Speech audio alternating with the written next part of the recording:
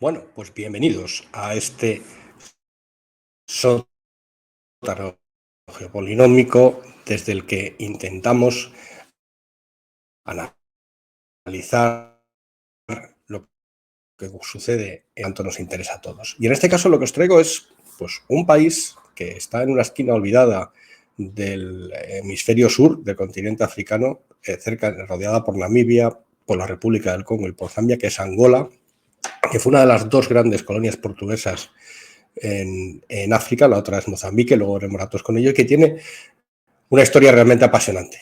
En este caso voy a hablar menos de economía y voy a hablar quizás más de historia, porque precisamente es una historia marcada por la Guerra Fría lo que explica en buena medida la situación que tiene Angola hoy. Y la situación de hoy, digamos que ha cobrado cierta relevancia este país en la escena internacional por una noticia que ya comenté hace tiempo en el canal de Geopolinómicos, y es que han decidido, porque ellos lo valen, probablemente porque ahora mismo a Mohamed bin Salman, si le pregunta dónde está Angola, no sabe ni siquiera ubicarlo en el mapa, han decidido salirse de la OPEP, lo cual es una decisión bastante importante, tratándose de un país que tiene relativamente poca influencia en la esfera internacional y que una de las anclas que tenía con el resto del mundo era precisamente la pertenencia a este club de exportadores de petróleo. Pero bueno, aún así han tomado esta decisión arriesgada, no sé si valiente o loca, pero desde luego es una decisión que han tomado y ha cambiado y va a cambiar probablemente el tablero, no del mercado mundial de petróleo, obviamente, pero sí de la situación y de las dinámicas de la geopolítica en la región. Bien, como siempre, lo primero que voy a hacer es explicaros la geografía. Y es una geografía complicada. Es una geografía que, como siempre os digo, es una geografía que condiciona y seguirá condicionando el desempeño económico y, por lo tanto, el relativo potencial político que puede tener Angola, no solo ahora, sino en los próximos años, pero también que tiene una larga historia y una larga, digamos, trayectoria previa de condicionar la situación política y militar del país. Bien, me vais a permitir esta vez que empiece con la explicación, casi nunca lo hago, de la bandera, pero es que la bandera de Angola es muy curiosa y tiene bastante historia. Como veis, si habéis seguido un poco la actualidad internacional en los últimos años, es, digamos, una bandera guerrillera. Es una bandera guerrillera, es una bandera que recuerda a la de otros tantos países que han tenido importantes guerrillas. No iba a decir comunistas, pero quizás no sea la palabra más apropiada de decir comunistas, pero sí de marcada tendencia izquierdista. Entonces, la bandera de Angola, según reza en la descripción, tiene el color rojo arriba, que es el color de la sangre que se ha derramado en las larguísimas luchas y guerras intestinas que ha sufrido el país durante buena parte de su historia como Estado independiente. La parte de abajo es el negro del continente en el que está, que es África. Y luego lo que tenéis en medio me llamó muchísimo la atención porque es una especie de hoz y martillo, pero al revés. En este caso, el machete que veis atravesando el engranaje es lo que representa a los trabajadores del campo, fundamentalmente en el momento de cuando era colonia portuguesa, los trabajadores de la caña de azúcar. El engranaje obviamente representa a los trabajadores del sector industrial, que vamos a ver en breve que prácticamente no existen. Lo que pasa es que, bueno, estas cosas de aquellos años y aquellos movimientos locos es lo que tienen. Y la estrella, que representa la solidaridad internacional y el progreso. Pues como veis, es una bandera que es toda una declaración de intenciones y es una bandera que está sometida a cierto revisionismo por parte de la población, porque es una población dividida, es una población que ha tenido lo que yo creo, tendría que hacer las cuentas, la guerra civil más larga, con toda seguridad, del continente africano, pero probablemente de la historia, y es una población que intenta poco a poco rehacerse de aquellos conflictos, pero una de las cosas que están tratando de hacer es modificar esta bandera para que no tenga ese aire, vamos a decirlo así, tan guerrillero y darse una bandera que englobe a toda la población. Veremos a ver si lo consiguen, porque como pasa en todas partes del mundo, y esto no es ninguna novedad, la situación política en Angola es complicada. Pero vamos con la geografía. Y la geografía de Angola es una geografía apasionante y tiene algunos detalles que para los que sois aficionados a la geografía os van a encantar. Fijaros, aquí os he puesto dos mapas para que os hagáis una idea. Voy a intentar ponerme yo también debajo para que hacer mejor la explicación. Aquí tenéis dos mapas, es el mismo mapa, es un mapa de geografía física, lo que pasa que en el mapa que tenéis a la izquierda está más detallado los diferentes niveles y alturas del relieve, la derecha está menos detallado, pero la característica que tiene el mapa de la derecha es que veréis justo en el extremo suroriental del país una delgada línea azul, y esa delgada línea azul es parte de la cuenca del Zambeze. La cuenca del Zambeze. Bueno, a la izquierda de esa línea azul, lo que veréis ahí es un río que parte de una de las mesetas interiores, de las muchas mesetas interiores a cierta altitud, luego veremos que tiene el país, que es la meseta de Bay, nace el río Cubango. Seguro que tal como lo he pronunciado en portugués, el río Cubango a muy pocos os va a sonar de algo, pero si os digo que el río Cubango es la denominación portuguesa del río Okavango, con su famoso delta, entonces ya seguro que muchos de vosotros que sois aficionados a ver documentales de animales mientras os echáis la siesta, habéis entendido de qué estoy hablando. Pues sí, el río Okavango o río Cubango, voy a mantener la dicción portuguesa, nace en Angola, nace justo en el centro de Angola y desemboca en un delta seco en el desierto del Kalahari. Bueno, ¿y qué es lo que tiene el país? Pues en los dos mapas lo que podéis apreciar es un país que tiene una zona montañosa central relativamente alta, y luego en la mitad del país, en la mitad oriental del país, son mesetas de relativa altitud. Es un poco parecido a las mesetas que se encuentran en la península de Anatolia en Turquía y las mesetas que se encuentran en la península ibérica en las dos Castillas. Es, digamos, el mismo tipo de formación geológica. Y luego una delgada línea costera en la cual están pues dos de las principales ciudades del país. Arriba a la izquierda está Luanda y abajo a la derecha está Lobito y Benguela, que es el otro gran puerto que tenían los portugueses en la región.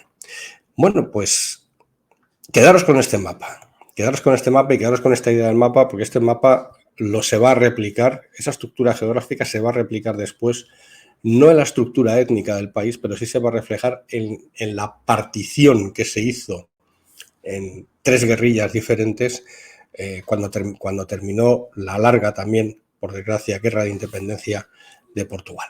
Bien, Angola está en la zona subecuatorial, pero está por encima del trópico de Capricornio, lo cual quiere decir que está en una zona en la cual el clima es propenso a tener zonas desérticas. Y efectivamente, así es.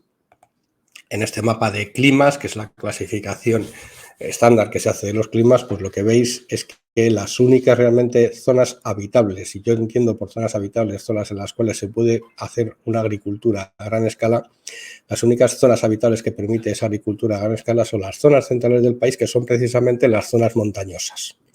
Y esto recuerda un poco a lo que hemos visto alguna vez con los países centroamericanos y del arco andino, que son las zonas montañosas, debido a las peculiaridades del clima, las que hacen o las que permiten, vamos a decirlo así, un cultivo o el cultivo de todo tipo de productos agrícolas a gran escala.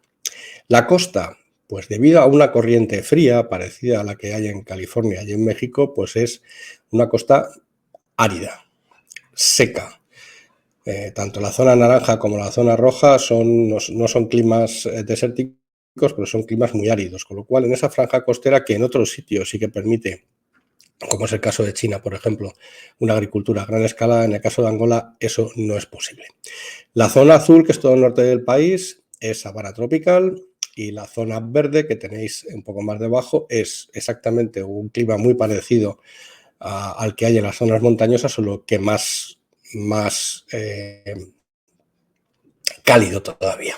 Y eso explica lo que vais a ver en el siguiente mapa, y es que lógicamente la mayor densidad de población, voy a ponerlo un poco más grande porque aquí lo tenéis difícil para verlo, la mayor densidad de población se concentra en las dos grandes ciudades, Luanda, Lobito, Benguela, y en el interior, justamente en esas zonas montañosas, es decir, en las regiones donde hay agua y se puede cultivar, dado que tenemos agua. Y esto, quedaros con esto y quedaros con este mapa, porque esto explica lo que os voy a enseñar ahora. Y es la dramática, absolutamente dramática, historia de Angola, porque es un país que ha estado, o que estuvo, mejor dicho, en guerra desde 1961, que empezó la guerra de independencia frente a Portugal, hasta el año 2002. Es decir, casi 40 años, y sin casi más de 40 años de conflicto contra la metrópoli colonial y después conflicto entre primero 3 guerrillas distintas y luego 2 guerrillas distintas que han asolado el país y que, digamos, siguen marcando el desempeño y el económico y, por supuesto, también el clima político en la región. No están especialmente relacionados, como ocurre en otros países del continente africano, no está esto especialmente relacionado con la configuración étnica del país. Fijaros, porque la mayoría del país, o la inmensa mayoría del país, son de etnia bantú. Y eso significa que lo que tenemos es, salvo unos pequeños enclaves que son no bantúes, lo que tenemos es un predominio étnico mayoritario de los bantúes, y lo que pasa que, por supuesto, una vez que tienes un predominio tan grande étnico, lo que tienes después son subgrupos. Y esos subgrupos también influyen, o están influidos, mejor dicho, y condicionados por la geografía y por lo que vino después. De hecho, voy a pasar directamente a la historia. Bueno, y ahí tenéis dos mapas. El mapa de la izquierda es un mapa que refleja el inicio o la situación de partida de la guerra civil de Angola. Ahora os explicaré quién es quién de cada uno de los actores. Y la derecha es esa guerra que continuaba en 1994 con una nueva configuración. Bueno, ¿quiénes son los actores en potencia? En rosa lo que tenéis es el MPLA, Movimiento Popular para la Liberación de Angola. Este movimiento, que inicialmente tenía raíces marxistas-leninistas y que, por supuesto, estuvo ayudado por los soviéticos, pero fundamentalmente, y esto es súper interesante, y en algún momento haré un vídeo sobre esto, por la Cuba castrista. La implicación de Cuba en el conflicto de Angola fue importante y además duró bastante tiempo. Como os decía, este movimiento tenía su asentamiento fundamentalmente en las zonas costeras y sobre todo en las ciudades. No se puede decir que fuera un movimiento urbano, pero desde luego lo que sí que se puede decir es que su núcleo fundacional estaba alrededor de Luanda y, ojo, de la etnia que hemos visto antes que vivía en la región de Luanda. Bien, el segundo más conocido, que es el que estuvo luchando durante más tiempo, es el UNITA, que es la Unión Nacional para la Independencia de Angola. Este grupo, que fijaros, ocupaba las zonas agrícolas, eran grupos digamos, su base sociológica eran pequeños propietarios agrícolas que se habían independizado de las empresas portuguesas que controlaban la producción.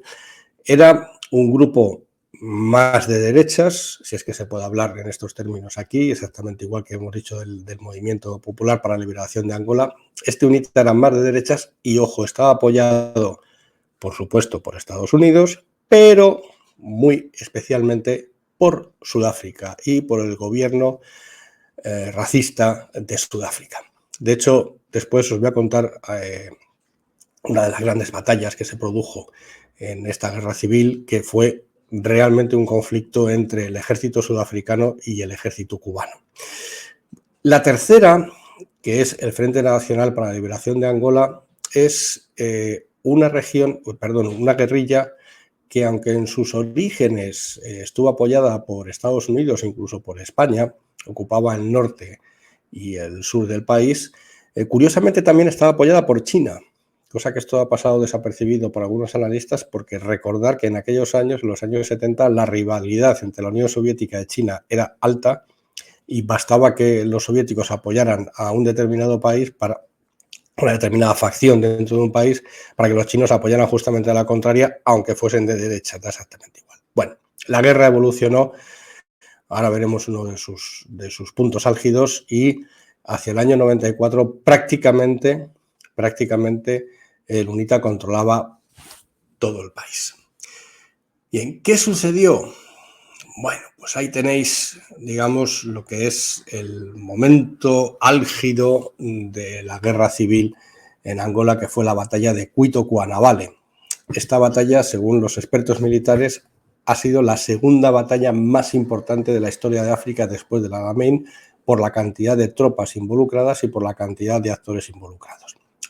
Por el lado del movimiento popular para la liberación de Angola, por supuesto, tenían todo el apoyo cubano, pero también tenían buen apoyo en un primer momento de los independentistas de Katanga, de la región del Zaire, y después en algunos casos también del gobierno de la República Democrática del Congo.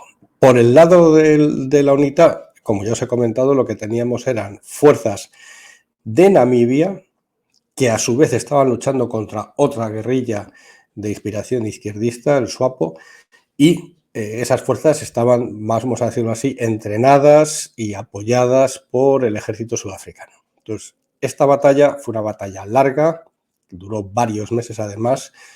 Hubo, como veis en la imagen, aviones implicados de fabricación soviética, tanques sudafricanos, cañones y obuses de todo tipo, y digamos fue un momento decisivo por el desgaste que supuso. Los dos participantes en el conflicto se adjudicaron la victoria, pero lo cierto es que fue una victoria pírrica para ambos bandos, porque las pérdidas fueron cuantiosas, y lo que decantó finalmente la balanza a favor del movimiento popular para la liberación de Angola fue la retirada de los sudafricanos. Los sudafricanos se retiraron porque con la llegada de Nelson Mandela al poder y el fin del régimen del apartheid, este apoyo a estas guerrillas, digamos, derechistas, vamos a llamarlas así, cesó por parte del gobierno sudafricano, y, digamos, le dejaron el campo libre a Angola.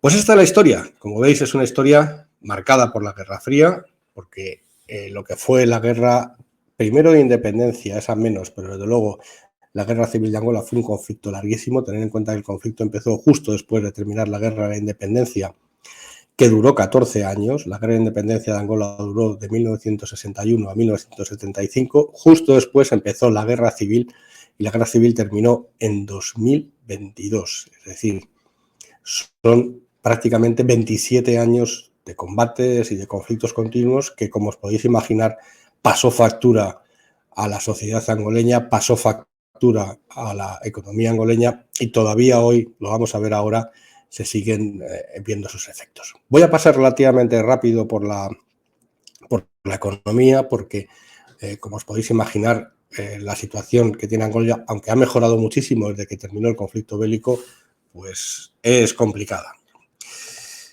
Bueno, aquí lo que tenéis, ahora he empezado por la población, para que os hagáis una idea de los números. La línea negra es Angola, a la izquierda lo que tenéis el gráfico es en millones de personas para Angola y para Mozambique, que son las dos ex colonias portuguesas, y en el eje de la derecha tenéis la población de Namibia, que es la ex colonia alemana. Bueno, pues la población de Angola, haciendo los cálculos que he hecho, como hago siempre en el eje de la derecha, resulta que se ha multiplicado por 7 desde que empezó la Guerra de Independencia. Es decir, desde 1960 hasta hoy, la población de Angola ha pasado de 5 millones de personas a 35 millones de personas, lo cual, insisto siempre que esto es una barbaridad, porque es imposible que se pueda hacer una política de planificación de infraestructuras y de provisión de servicios públicos para una población que crece a semejante ritmo.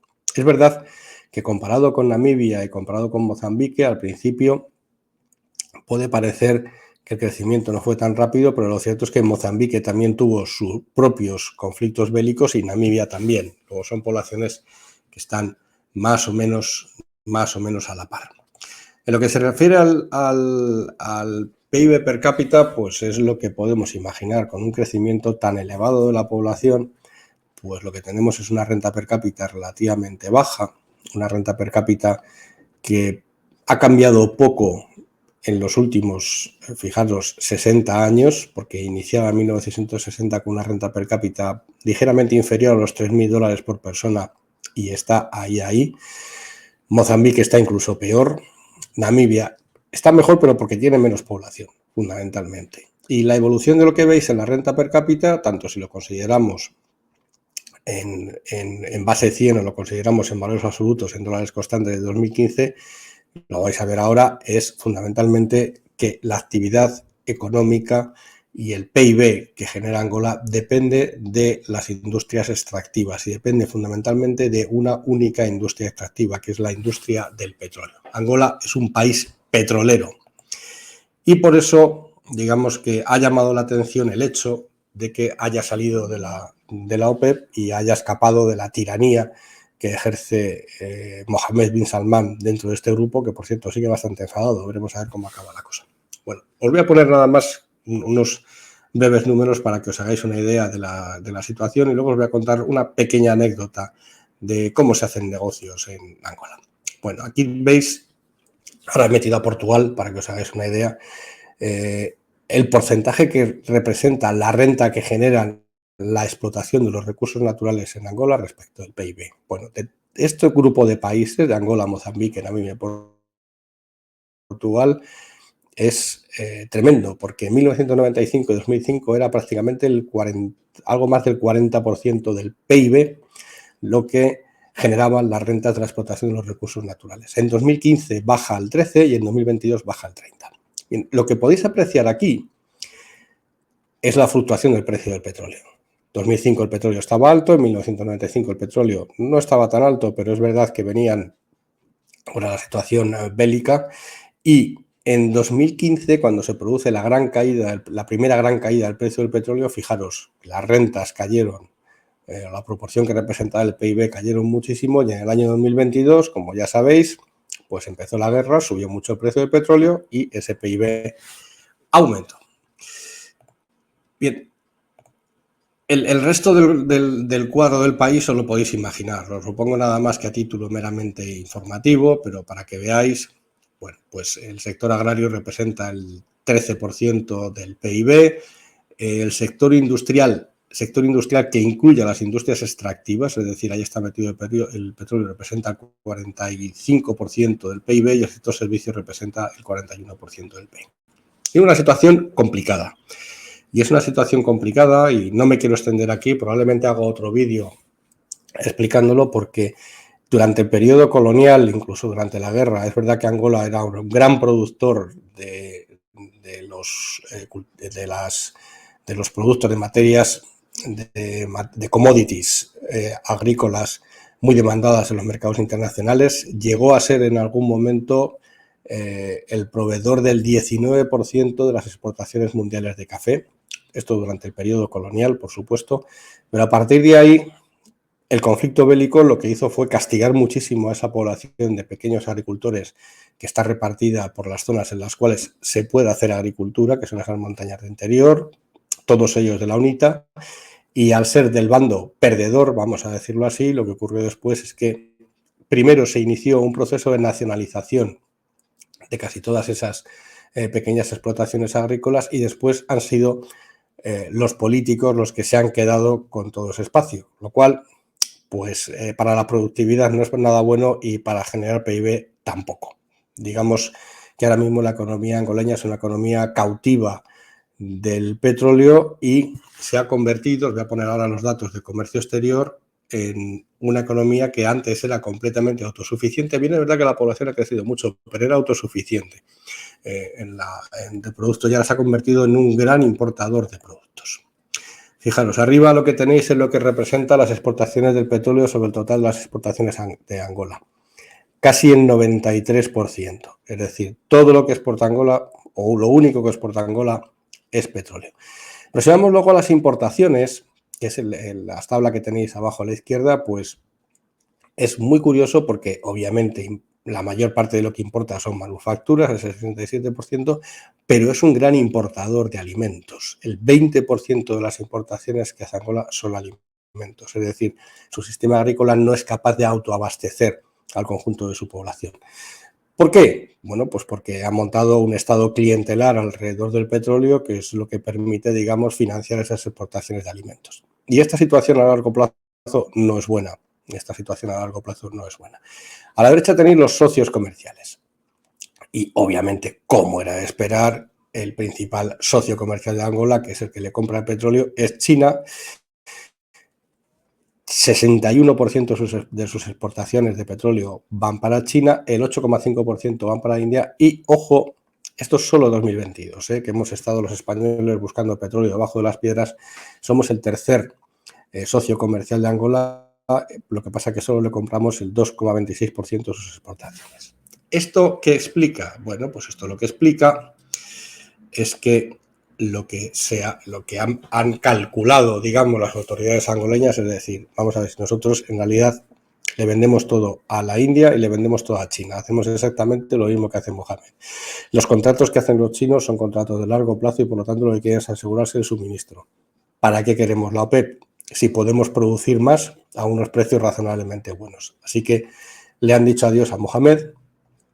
Digamos que un previsible acercamiento que tenían al bloque occidental a través de Arabia Saudí lo han deshecho. No quiere esto decir que Angola se vaya a convertir en un enclave chino, ni muchísimo menos, pero sí desde luego que han decidido, las élites angoleñas han decidido volar solas y no atarse a los vaivenes de las situaciones y de las coyunturas en Oriente Próximo, cosa que teniendo en cuenta cómo está la situación, si a mí me dan a elegir, yo también haría eso, porque desde luego ligar tu suerte en los negocios a lo que está sucediendo en el Mar Rojo y en Arabia Saudí, tal y como está la cosa, no pinta nada bien.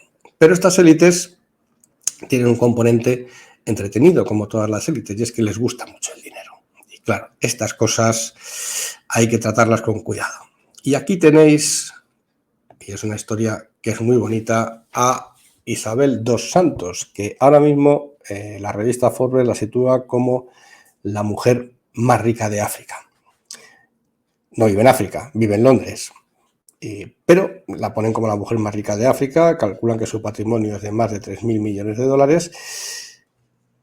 Curiosamente, como les decía antes, porque la clase política y la élite ha empezado a copar todos los puestos en los cuales se generaba algún tipo de renta, es hija de uno de los presidentes que más tiempo ha estado en el cargo, que es, lo tengo por aquí apuntado, José Eduardo dos Santos, y es hija de este presidente, y su madre es rusa, y viven las dos en Londres. Y viven las dos en Londres, me imagino que porque a la madre le gusta Londres y porque a la hija, en el año 2020, pues ya es que tanto gustarte el dinero, al final te acaba causando problemas, han empezado los tribunales angoleños han empezado a decir, vamos a ver, vamos a empezar a mirarte un poco porque es un poquito raro que hayas acumulado tanta riqueza teniendo en cuenta la situación que ocupaba tu padre. Así que hay una orden de detención en el territorio de Angola contra ella y desde luego no puede pisar territorio africano, sí, pero territorio angoleño no.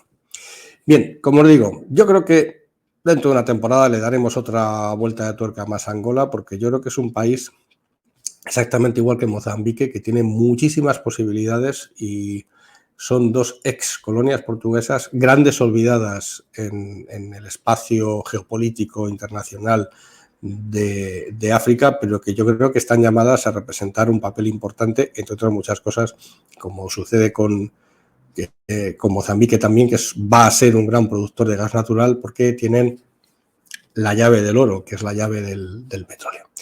Bien, y termino como siempre con la recomendación y es que os suscribáis al canal ya, porque hemos pasado de los 8.100 suscriptores y voy a ver si convenzo al sátrapa de todos los sátrapas a que si llegamos a 9.000 suscriptores nos invite a un crucero por el río Cubango. Recordad que es el río Okavango.